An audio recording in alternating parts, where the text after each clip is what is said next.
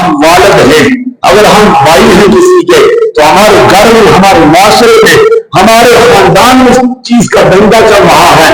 وہ کوئی بھی چیز نشہ آور جو ہے، وہ جو نشہ دینے والی ہے ہمیں، جس سے ہماری عقل مان سے جاتی ہے، پھر ہمیں اس کا استعمال نہیں کرنا چاہیے۔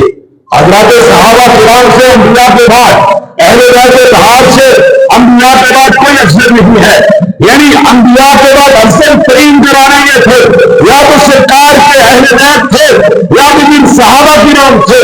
جب حکم ہوتا ہے، میں نے آپ کو پہلے بھی بتایا کہ مدینہ کی گلیوں میں پرانی شراب تھے، کیونکہ جاہلیت کا رواج تھا کہ اس کے پاس کثیر مقدار میں پرانی شراب ہوتی تھی، اسے بڑا لین لاج سمجھا جاتا تھا، اسے بڑا چودھری سمجھا جاتا تھا، اس کی چودراہٹ اور اس سے ناری جو ہے وہ قائم رہتی تھی۔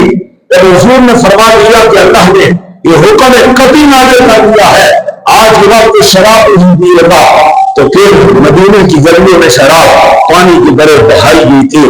آج ہمیں سوچنا پڑے گا، آج ہمارے نوجوان کس چیز کا شکار ہو رہے ہیں؟ وہ چرس کا ہے، وہ ہیروئن کا ہے، اور دوسرے نشے ہیں۔ والدین کسی طرح اپنی اولاد کو اگر کنٹرول کریں گے تو اس دنگے سے ہم بچ جائیں گے، اس فساد سے ہمارا معاشرہ جو ہے وہ بچ جائے گا۔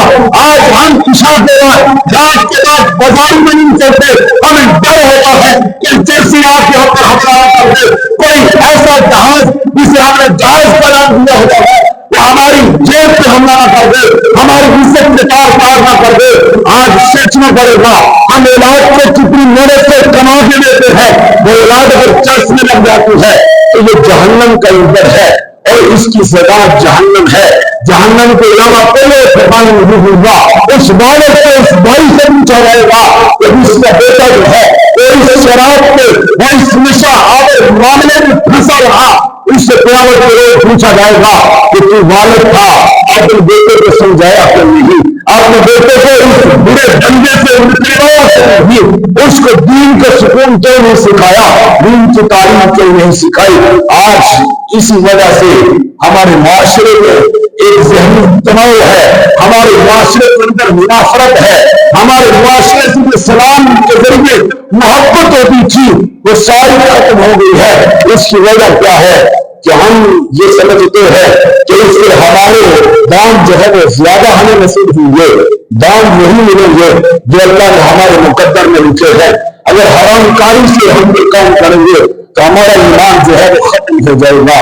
آج ضرورت اس سمجھ کی ہے کہ اپنے معاشرے کے اس دنگے سے، اس چرس کے فسادات سے، اس حرام کے فساد سے، اس شراب کے نشے سے اپنے معاشرے کو محفوظ رکھے۔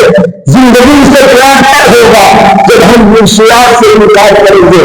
یہ جہاں اسلام کو ہم اس کی اجازت نہیں دیتا، وہاں اخلاقیات بھی اس کی اجازت نہیں دیتی۔ جہاں ایک سماجی جرم ہے وہاں اخلاقی جرم ہے، جہاں اخلاقی جرم ہے وہاں یہ دین سے ابتدائی کا جرم بھی ہے۔ کہ لوگ اس نشے میں بچ رہتے ہیں، وہ لوگ اس دنیا میں ذلت و خواری والی موت رہتے ہیں، اور جو جب اس دنیا سے جائیں گے ان کی موت جو ہے وہ ذلت و خواری والی ہوتی ہے۔